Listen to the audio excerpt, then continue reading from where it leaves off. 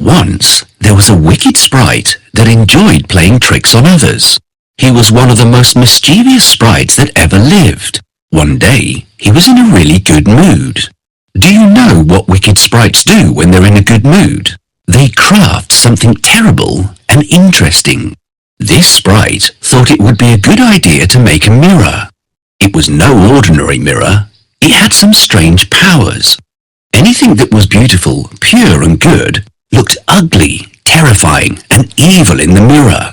Those things that were already good for nothing and a sore to the eye looked even uglier and even more horrific. The sprite was delighted to find that the mirror grinned whenever someone had a good thought. He showed his precise mirror to all the little sprites in his school, and there were hoots and screeches of delight. They were glad to have the mirror and flew around holding it all the time. They looked at the people through it, and eventually there wasn't a single person who didn't look ugly or distorted. In their excitement, they flew higher and higher until they were close to the stars. Suddenly, the mirror grinned and shook so much that the sprites couldn't hold it any longer. It went crashing through the skies and shattered into 1,000,000 pieces, some as big as a person and others as tiny as a grain of sand. It was only after it broke that the mirror worked even more evil than ever before. Anybody who got a grain of the shattered mirror in their eye saw the world as a bleak and ugly place. Some people got a splinter in their heart. Then the mirror sucked all the love out of the heart and turned it into a lump of snow, cold and cruel. Some of the broken pieces were as large as window panes. Some shards went into people's spectacles, and even when they looked at their friends through them, all they saw were horrible, distorted creatures. The shattered glass dust floated around in the air. The evil sprite was delighted because the mirror was working better than he'd ever hoped it would. This mirror is my greatest invention ever. The greatest indeed. Let's check how it works. Everything should look disgusting in this mirror. Just look at this. It's so ugly.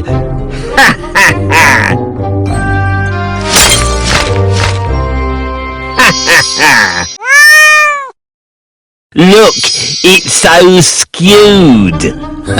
Our teacher's a genius.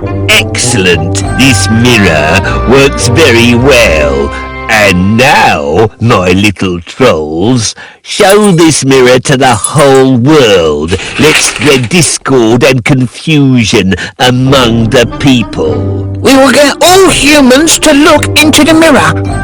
Look at these ugly reflections. Let's find all of them. Oops! Shards of the mirror scattered around the world. That's good. Shards of the broken mirror will bring even more evil to the world.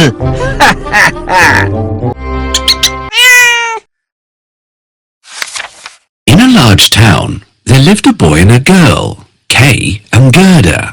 They lived next door to each other, but anybody who saw them playing together would have thought they were brother and sister.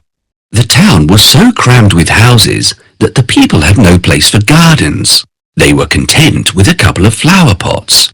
But the children had something just about as good as a garden. At the place where the roofs of the two houses met, they had large wooden boxes with vegetables and lovely rose bushes. Sometimes they took their stools and sat among the bushes and pretended that they were in their own big garden.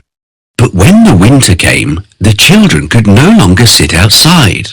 They had to be content with playing inside the house. One day, Gerda and Kay were sitting by the window in Kay's house.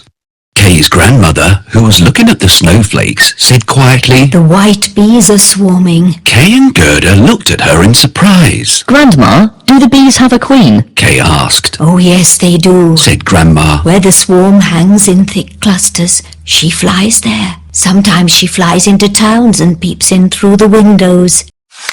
When she does that, the most beautiful patterns form on the window pane. Have you both seen this happen? Kay and Gerda nodded. They'd seen it many times, so Grandma was telling the truth. That evening, when Kay was sitting by the window alone, he saw something remarkable. He noticed that one snowflake was larger and prettier than the rest and sparkled in the moonlight. The flake of snow grew larger and larger, and at last it was like a young lady dressed in the finest white gauze made of a million little flakes like stars. She was so beautiful and delicate, but she was made of dazzling sparkling ice and was so full of life. She turned around to look at Kay. She nodded towards the window and beckoned with her hand. Kay was frightened and jumped down from the box. It seemed to him as if, at the same moment, a large bird flew past the window. The next day was very different. There was snowfall at first, but afterwards the sun shone brightly. Kay and Gerda cheered up because green leaves were sprouting on the trees, the birds were singing, and the windows were thrown wide open. That summer was very special because the roses that bloomed were prettier than ever before. Gerda learned a hymn that mentioned roses. She sang it to Kay, and he liked it very much.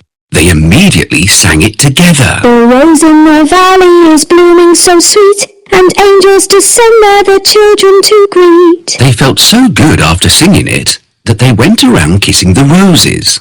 They enjoyed that summer thoroughly, and their memories were full of fresh rose bushes, warm sunshine, and laughter.